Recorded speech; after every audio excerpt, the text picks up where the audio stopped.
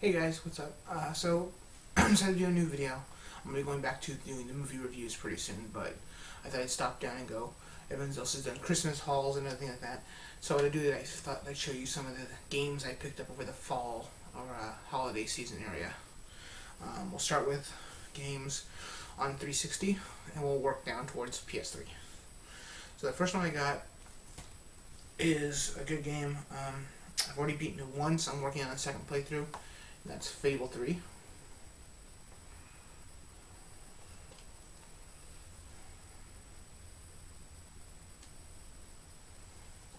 So yeah, solid game. Very well made. Like I said, I'm working on a second playthrough. I'm trying to play as an evil now. I played the first time as a good guy. So next game is a game I owned before, but I actually sold it off way back when it was still fairly new. So I got a good chunk of money for it. But I found it at clearance at work, and I decided I'll grab it again because I really did like the game, and as you can tell, I'm a fan. And that is Batman: Arkham Asylum. So yeah, eventually I'll get around to playing this one again. Already tested it, everything works, so good to go there. Next one is another big hit from the fall, big release. Came out the same month as Fable. It was one of those games I said, I need to get, but it was just money. It was tight, so I ended up finding a way to get it though, and that is Fallout New Vegas. A decent game so far. I haven't really played it too much yet. I'm waiting to actually dig into it this one. I will get digging into it later on. The original Fallout 3 was fantastically made. This one I've heard mixed things, a lot of glitches and other issues. But it is also made by Oblivion, or Obsidian, I'm sorry. It's made by Obsidian. And Obsidian Entertainment is known for their glitchy games, I'm sorry to say. So, anyway. Next game, also another big fall release, was a game that came out the month after that, but was one on the top of my list anyway. Assassin's Creed Brotherhood. A excellent game. I'm about a third of the way through the game right now. Multiplayer is not bad. I'm having some issues with it. Apparently not as much as some people. Or I should say the other way around. Apparently more than some people. It's not bad though. The multiplayer is definitely unlike anything that is out there. I agree with that review. So, a solid game. The next one was officially a Christmas gift from a friend of mine. It's a game that's been out for a little while, and they created a Game of the Year edition version of the game. Fits right up there with like the Fallout and stuff like that, and that is Borderlands Game of the Year. Includes all the downloadable content as well.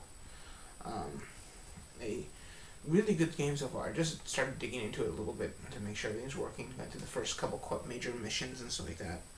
Really excellent game. I'm really much looking forward to digging into that. Playing some co-op. Trying a bunch of things out with that one. Alright, so now we're going to start delving into my Wii games. Only one really new Wii game, so we'll save that for a second. The first Wii game I'll show you is a game. It's been out for about a year and a half, 2 years now. But it went clearance, so once again I said, well, I better grab it while I can. It's a game I've been wanting, but I just didn't want to pay $50 for it, so I ended up paying like $20 for it. Punch-Out. A really cool game. Really fun. Very reminiscent of the old-fashioned Punch-Out games. Fantastic. Me and my brother played a little bit of it. It's really fun. It's that punch.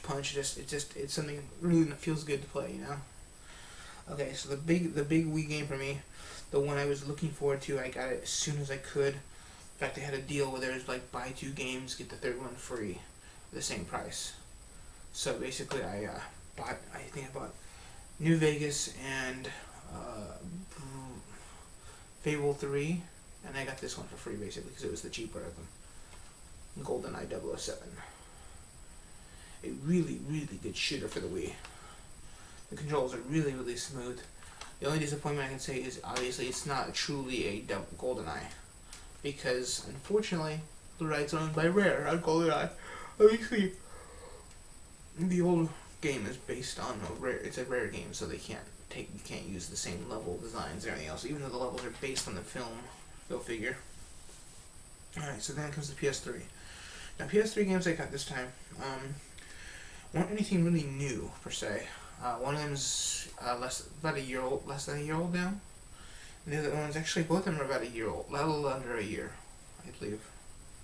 If I remember correctly. 2010, and I don't see a year, so I'm guessing they're about less than a year old. So the first one I got through, because as I work as a retailer, Sony offers discounted games to retailers, brand new games, but you do quizzes, you learn about the products, they give you a good big discount, and you get the game relatively cheap. So I got this game, which is normally $60 in store, for about $10 or so through online, by doing a bunch of quizzes and stuff, and that is God of War 3. Now, I have not delved into this, and there's a reason why. I haven't beaten the first two God of Wars. I have the remastered high definition versions for PS3. I haven't beaten either one of them yet. I'm about 2/3 of the way through the first one. I need to finish it up so I can go into the second one. And once I finish the second one, then I jump into this bad boy. Another one I would show you, it's actually a little older than the fall, I would say. Maybe I got it in summer, was Uncharted 2, which also, through the Sony retail thing. And I ended up getting all the Game of the Year content for that too, so for about $10 I got the Game of the Year version of Uncharted 2. The next game I got came out, I believe, early part of last year. Was a big seller, especially for Sony, but Microsoft stole a little of the thunder there. I was planning on buying the Xbox version of it because I didn't want to buy the PS3 version, but when you find a good deal, you go with it. So, this game was on Black Friday's ad the day after Thanksgiving for $17. It was a $60 game originally, dropped down to 40 for, I think it's down to 40 now. It was at 50 at the time. It dropped to $17, plus I got my discount, so I got it for like $15. And that is Final Fantasy 13. Now, I was very much against getting Final Fantasy 13 just because it isn't a true Final Fantasy game. It really isn't. It's a very linear path, and it's not a typical Final Fantasy game. There's not the same kind of exploring and going and upgrading equipment, and things are just linear. It just flows a lot more.